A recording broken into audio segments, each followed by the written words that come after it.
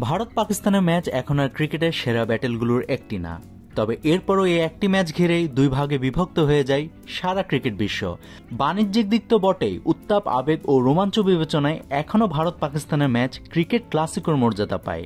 আজ দুপুর ৩টায় দুবাই আন্তর্জাতিক ক্রিকেট স্টেডিয়ামে আইসিসি চ্যাম্পিয়ন্স ট্রফির ম্যাচে মুখোমুখি হওয়ার আগে ঠিক দুই মেরুতে দাঁড়িয়ে এই দুই দল।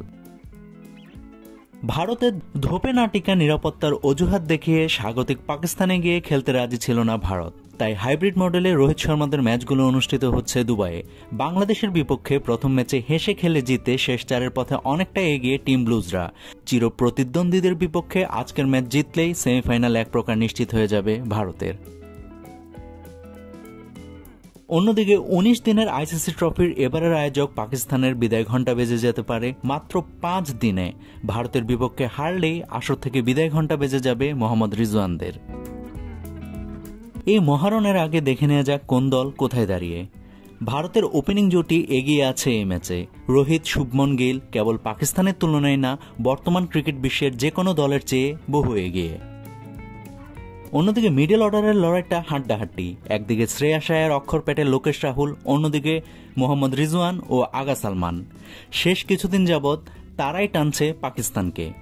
এই জায়গাতে নিঃসন্দেহে এগিয়ে থাকবে টিম পাকিস্তান। অলরাউন্ডারের দিকে তাকালে বর্তমান ভারত দল ক্রিকেট বিশ্বের বাকি দলগুলোর তুলনায় বেশ এগিয়ে। বিশেষ করে উপমহাদেশীয় কন্ডিশনে হার্দিক পান্ডিয়া, অক্ষর, রবীন্দ্র জাদেজা ও ওয়াশিংটন সুন্দরদের নিয়ে গড়া টিম ব্লুজদের অলরাউন্ডাররা ব্যাটে বলে অনেকটাই এগিয়ে আছে। মোহাম্মদ শামি, হার্ষিত রানা এবং বাকি অলরাউন্ডারদের কল্যাণে বোলিংয়ে বেশ এগিয়ে ভারত।